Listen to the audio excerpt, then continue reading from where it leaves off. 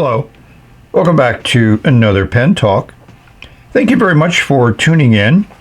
Thank you very much for joining me as I explore the amazing, incredible, beautiful wide world of pens. And obviously, this one deserves the rotating turntable and to be held up by a crab. Yes, it's a Jinhao 100 skeleton design pen.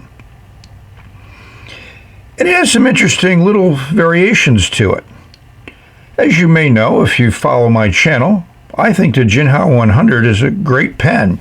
Excellent price, great nib, and I'm a firm student of the dual fold design. I think it's one of those classic designs, like the Schaefer Balance, that will survive the test of time.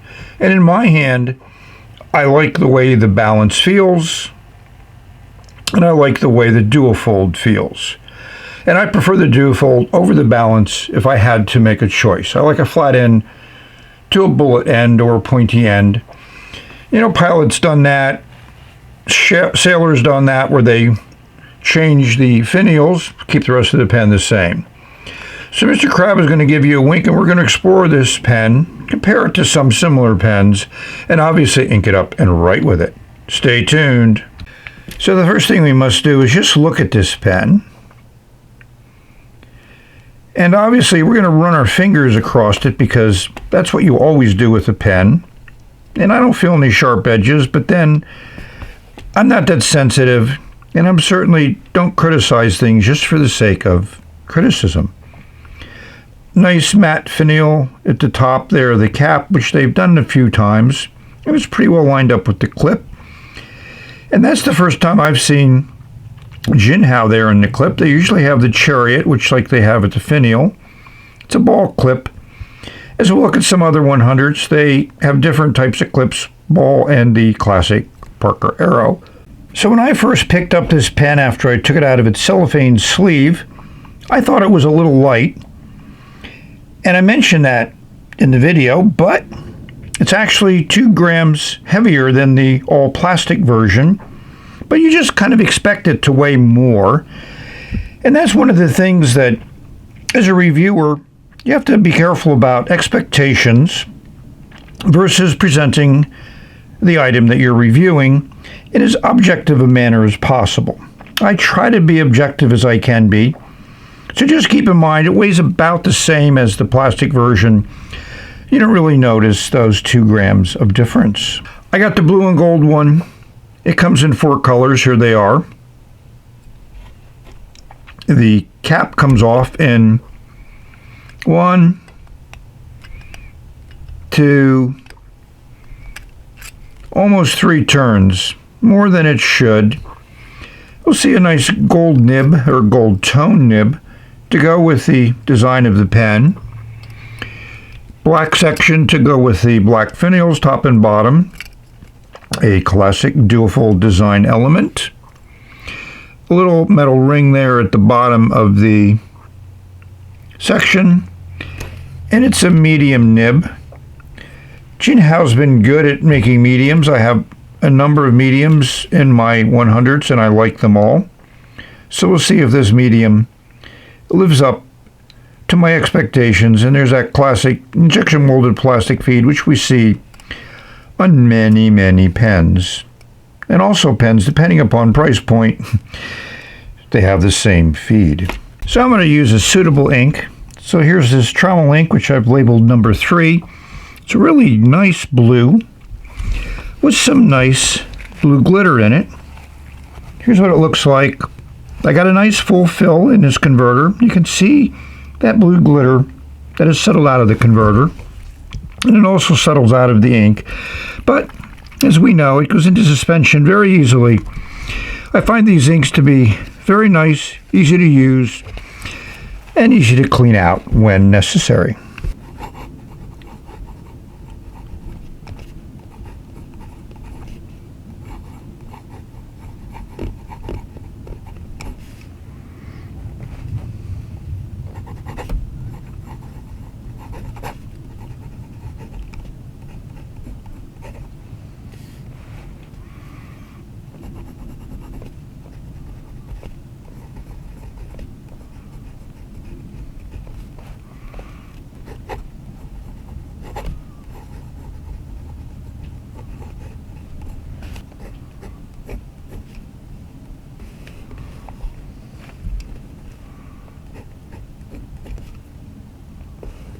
So first impressions are great, and this nib writes excellently.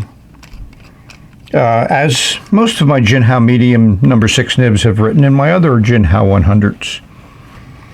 I wouldn't call it overly wet, but it lays down a decent amount of ink, and it just feels good on the paper.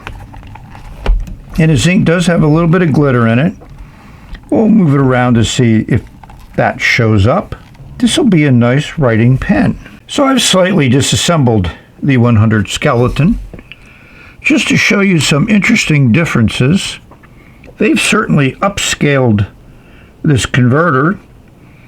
You know, the gold tone piston turner, the gold tone metal collar here, which doesn't unscrew, so you'd have to pull it off. It's a pressure fit.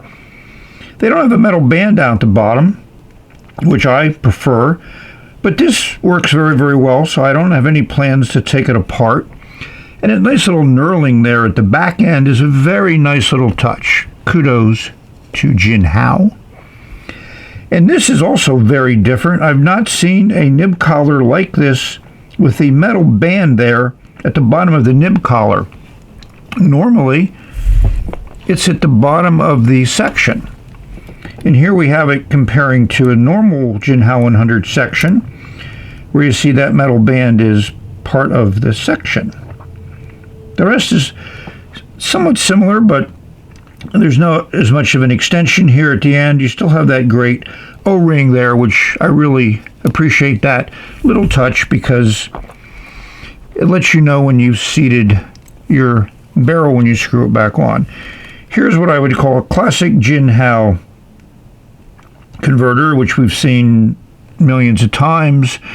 It's branded. They have a logo there on that metal collar here. It's kind of an antique brass look, but it certainly doesn't hold a candle to this one in the skeleton. I'm just impressed.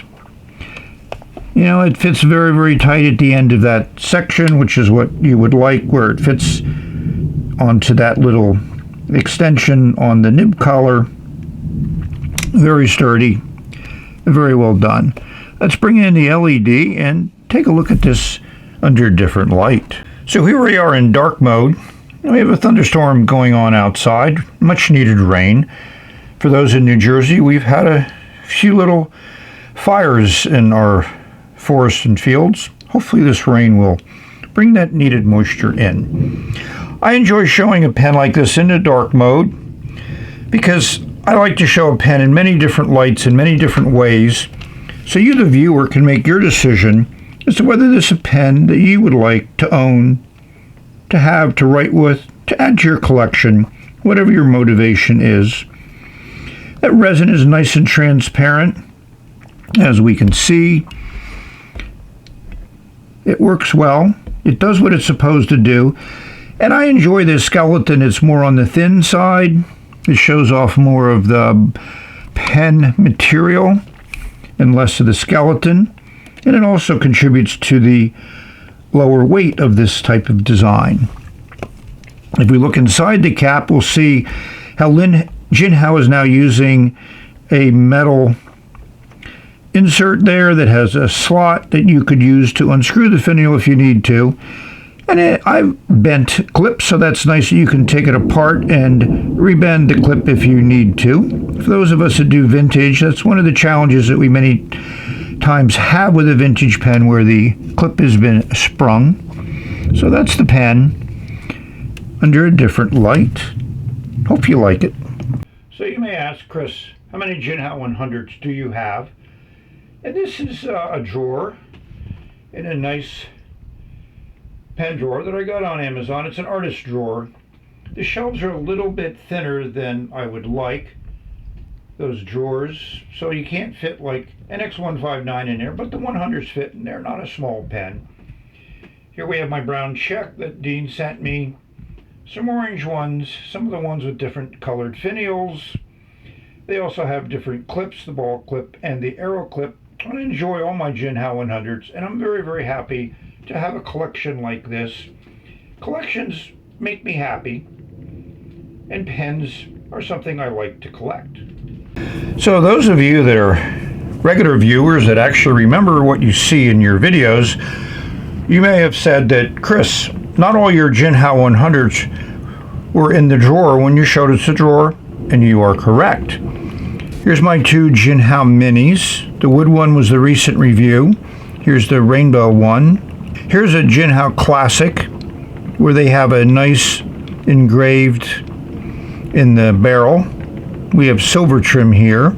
Here's the blue check. You saw the brown check in the drawer. Here's the all metal version. Here's the skeleton one for this review. And here's the Asvine V169, which some people have related to the Jinhao skeleton, but the skeleton design has been around for a while. It's a classic design. You know, when I did my research on the pen and I found a few postings on the Jinhao 100 skeleton, they were all based on screenshots taken off the internet. And I'll be amazed at how many people have such a very strong opinion about looking at a photograph without actually having the pen in their hand. Not something that I will do, but you know, that's the internet. People like to stir up emotions, and they do it whatever way they can, and it does get views, it does get attention. Good for them. But we're listening to Pen Talk, and we're not going to do that. So one of the differences that you'll find here is this pen actually weighs slightly less than the normal Jinhao 100s. Interesting. The V169 just is a totally different pen, totally different feel in the hand. You know, it's almost twice the weight of the Jinhao 100 skeleton, and I'm surprised because I expected the pen to weigh more, but it doesn't. Kudos to Jinhao that they were able to do that, because a lot of people stay away from pens with a lot of metal in it because of weight. This monster here is very heavy. We'll put those weights up so you can see them. But as you can see, Jinhao has done a lot with this design. I'm very impressed with all the different variations. I like them. I like that creativity in a pen maker. And I like them to be able to take a classic design and extrapolate it and do things with it that the original 100 years ago was very limited because of materials that they had at the time. But now, in modern times, we have a phenomenal amount of materials that can be used to make a pen, and Jinhao has taken advantage of that. Kudos to Jinhao. So I spent a few days with this Jinhao 100 skeleton pen, and it never disappointed me. Great writer. I love the way it looks. Feels good in the hand. Say no more. I think they did a great job with some minor tweaks to that design of a classic Jinhao 100 Centennial pen. I think the resin looks good. All of the models come with a gold tone skeleton. Maybe they'll have a silver tone one eventually. And the nib is two-tone. I mean, the only thing that I would really complain about is the cap should take less turns to get off instead of almost 3. Like I said, that nice two-tone medium nib. It feels fine in the hand. And this design is just not one that generally posts, but you can push that cap down and it'll stay. It does back weight the pen. It adds weight to the pen. We'll give you the breakdown of the weights. But it does look nice, doesn't it? So in going back to eBay, I found that this pen price has dropped significantly. Here's an example of the lowest cost listing I found. And I'll put a link to it in the description for those that might be able to use it. So that was a quick drop of a significant amount of money. Now it's priced almost similar to most of the other Jinhao 100 models, and I think it's a step above. So if you're interested, certainly price is not a deterrent to acquiring this pen and experiencing it in your hand for yourself. The dogs are barking.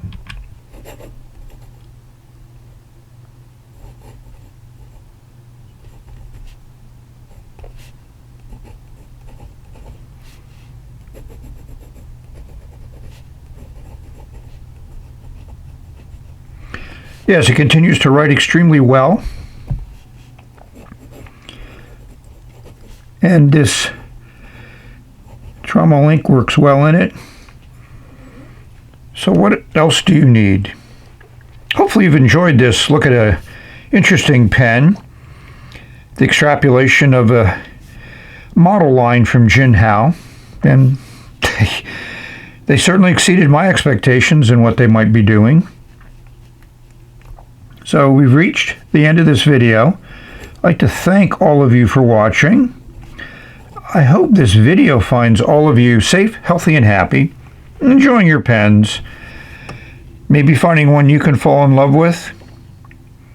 It's nice how that converter kind of blends right in with that skeleton, which is why they probably made it a golden color. Interesting. So we've reached the end of this video, so we will write the end, and we will say bye. Have a wonderful day.